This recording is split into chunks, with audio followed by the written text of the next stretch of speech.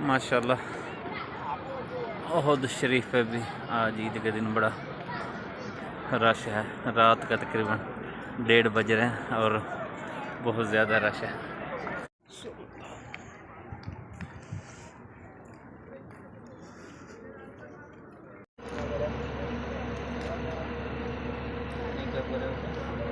वो जो रोड़े पड़े हुए ना आगे वाले, ये जो रोड़े पड़े हुए ये शोधा की।